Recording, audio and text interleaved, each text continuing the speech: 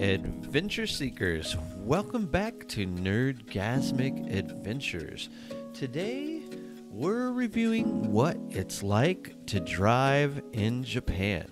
And I'm going to share some tips and tricks for driving in this amazingly beautiful country. Let's go! Okay. Tip number 1. Let's talk about the basics of driving in Japan. The first thing you need to know is that in Japan, they drive on the left-hand side of the road, which may be different from what you're used to if you're from a country that drives on the right. So be sure to familiarize yourself with driving on the left and stay focused while driving. Again, this is one of those instances where you could forget that you are supposed to be on the left, especially if there's low traffic around. Another helpful tip number 2, is to get an ETC card, which stands for Electronic Toll Collection. This card allows you to pay tolls electronically and saves you time at the toll booths. It is a must-have, not a suggestion, for any road trip in Japan. Tip number 3. Driving in big cities like Tokyo can be challenging, especially during rush hour. The streets can be narrow and the traffic can be intense. It's important to be patient and follow the traffic rules. Be sure to keep an eye out for pedestrians, cyclists, and other vehicles, and always obey traffic signs and signals. They can be strictly watched.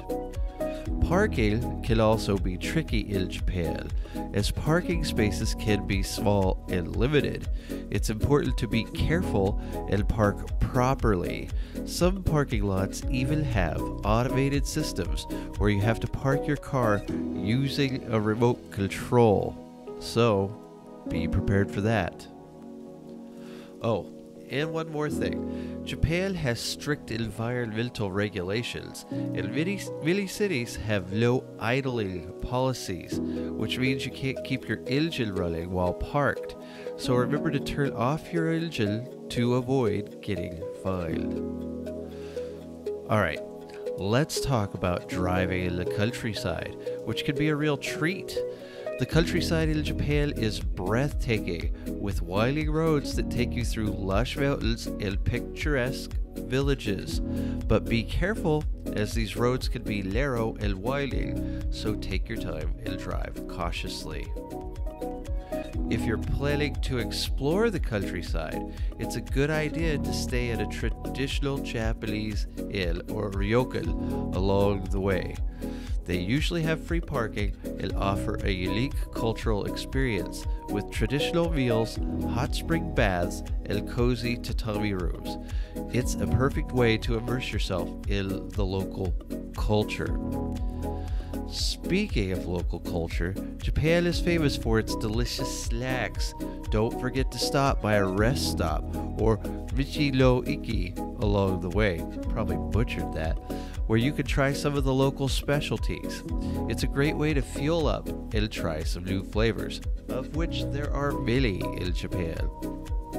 Finally, when it's time to return your rental car, be sure to fill up the gas tank and clean the car, as rental car companies in Japan and other countries often have strict policies on returning the car in the same condition as when you received it.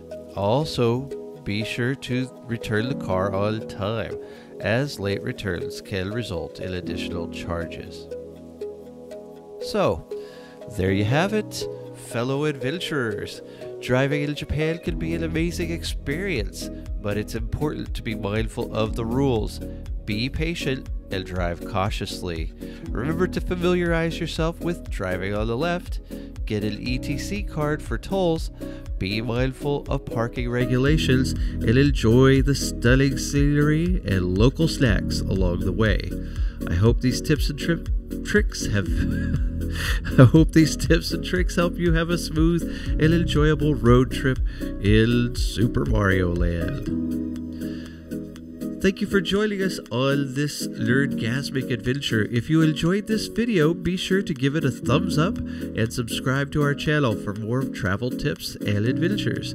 Until next time, happy driving and safe travels. This is Kelly signing off.